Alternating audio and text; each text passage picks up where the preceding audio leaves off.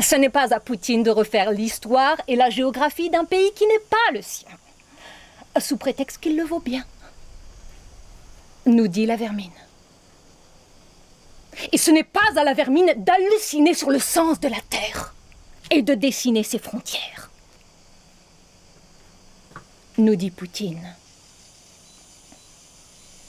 À la veille de l'Independence Day du 24 août en Ukraine, nulle conscience politique ne peut prétendre être sereine. Nous savons, en faisant semblant de ne pas savoir où cet état de fait nous entraîne. Nous nous entassons autour de l'arène où l'on s'apprête à pulvériser la bête humaine. Poutine ou la vermine?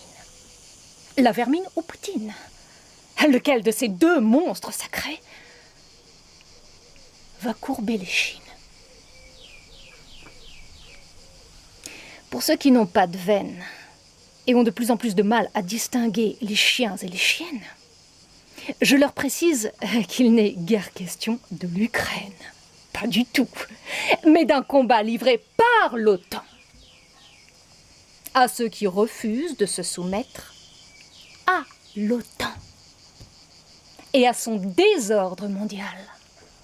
L'Ukraine aux Ukrainiens, la Palestine aux Israéliens. C'est étrange. La logique est étrange.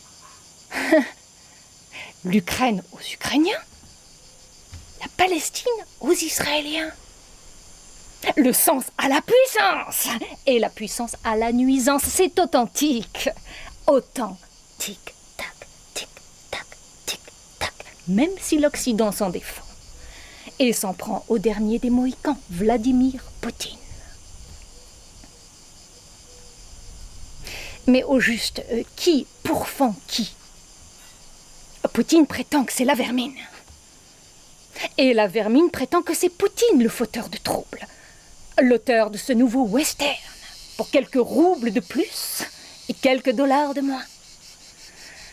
Résultat, entre l'eau dans le gaz pour les uns et ni eau ni gaz pour les autres, nous n'avons que l'embarras du choix entre la peste et le choléra, avec en filigrane la mauvaise foi qui fait ou défait la loi. Et elle ne date pas d'hier, cette mauvaise foi, avec son cortège de risques d'explosion à tout va. Ils vont finir par ne plus se dissuader de la faire, cette guerre nucléaire. Rien que pour rimer avec la Crimée.